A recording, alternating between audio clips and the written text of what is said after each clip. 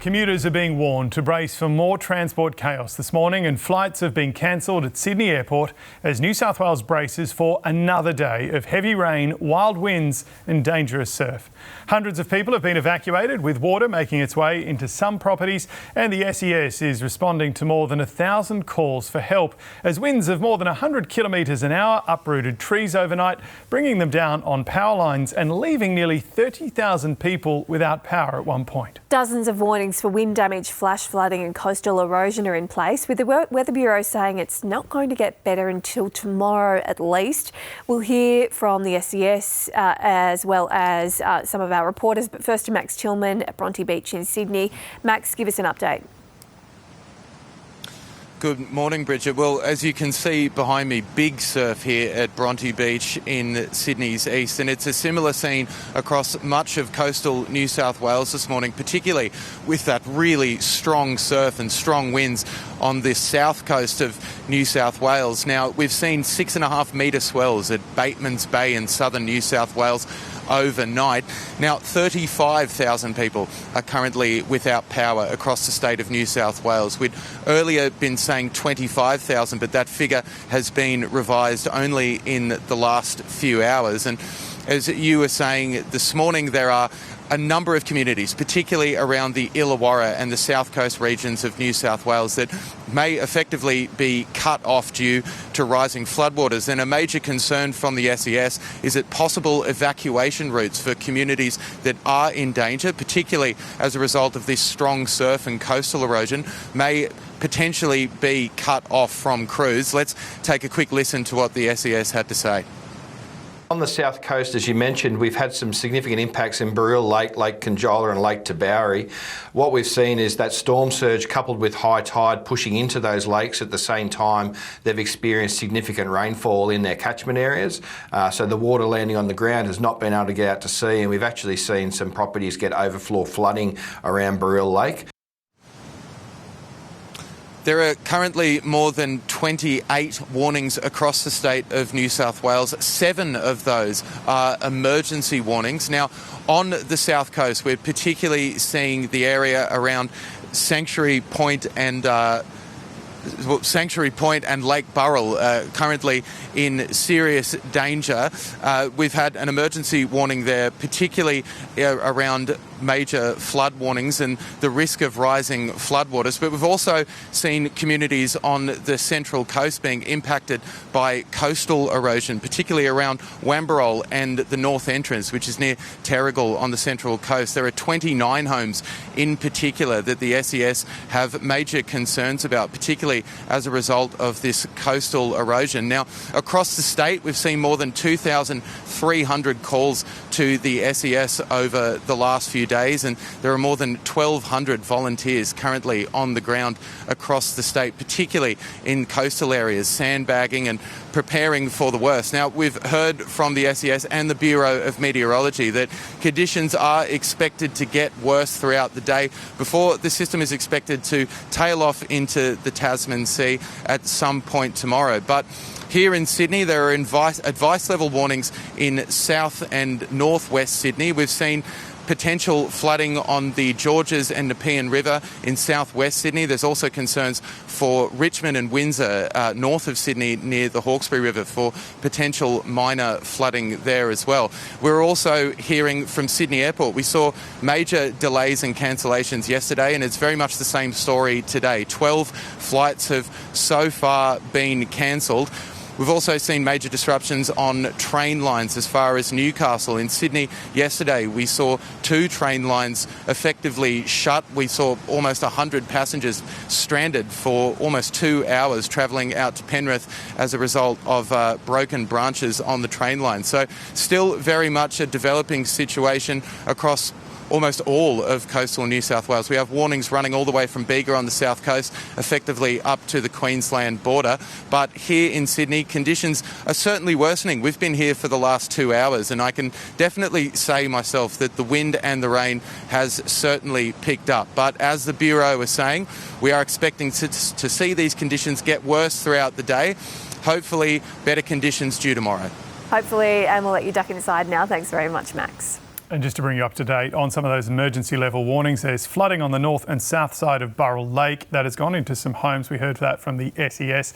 There's a warning to move to high ground in the low-lying parts of Macquarie Point as well, and also some evacuation orders, as we heard from Max, in parts of those streets around Wombrel, particularly those areas right near the beach, due to coastal erosion.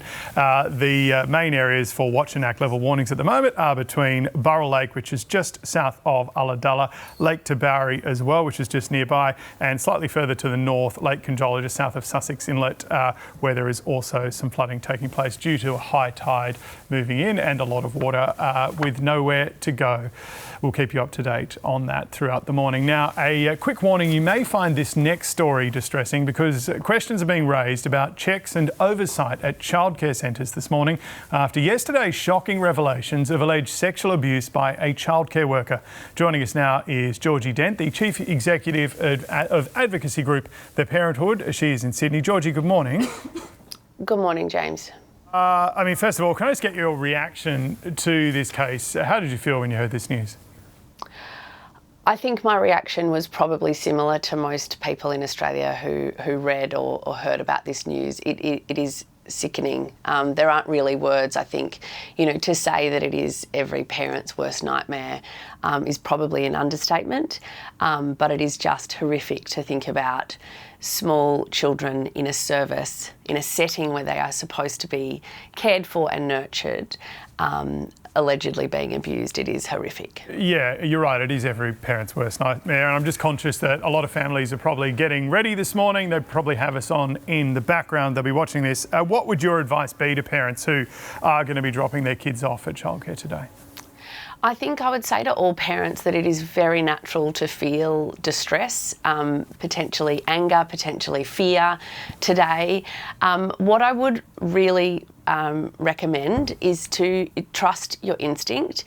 We know that the vast majority of early education and care services and the vast majority of early childhood educators are caring professionals who do put the safety and well-being of children first. So if you have your child in a setting where you have felt good about it, trust your instinct on that front. Equally, if your child is in a setting where you do feel a bit uneasy, then I think you have to absolutely trust your instinct and intuition.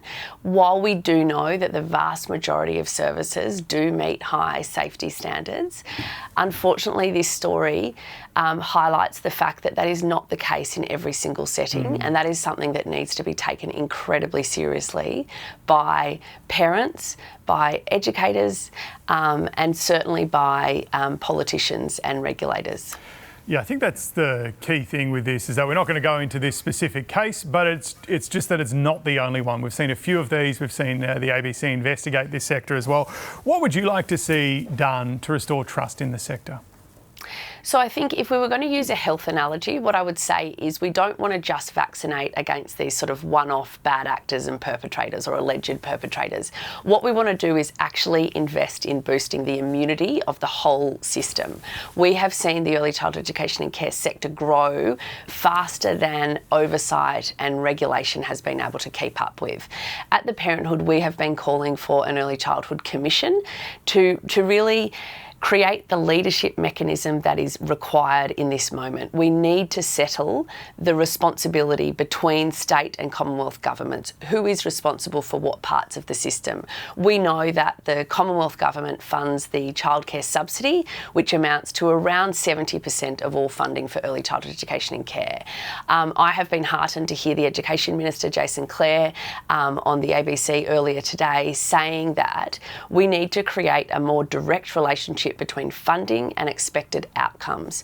So we have got a leading national quality framework in Australia. But what we also have is services that are not being rated at all or not being rated regularly enough. And that is, if we don't have regulators funded and empowered to do the work that's necessary to uphold the national quality framework, then it's not actually, we can't say that national quality framework is a living reality. Yeah, it is complex because of the different parts, different responsibilities of the states and the federal government. Just before I let you go, what do you think of this idea of the federal government, which, as you say, essentially funds a lot of this, stripping funding from centres that just aren't doing the right thing or that aren't meeting certain quality benchmarks? I think that's a really baseline expectation that all parents and educators should be entitled to have. So if we have got a service that is not meeting the minimum standards, there has to be an intervention of some sort. And that intervention has to look like assessing what is happening in that service and either addressing those problems so that they can come up to the level of quality and safety that's required, or they're not able to operate. I don't think any of us would accept that a service that's not meeting the minimum standards should be able to continue operating without there being repercussions. It's a fair enough point. Georgie Dent from the Parenthood, we appreciate your time this morning. Thanks very much. Well, let's get some more news now, and Emma's with us. Thank you.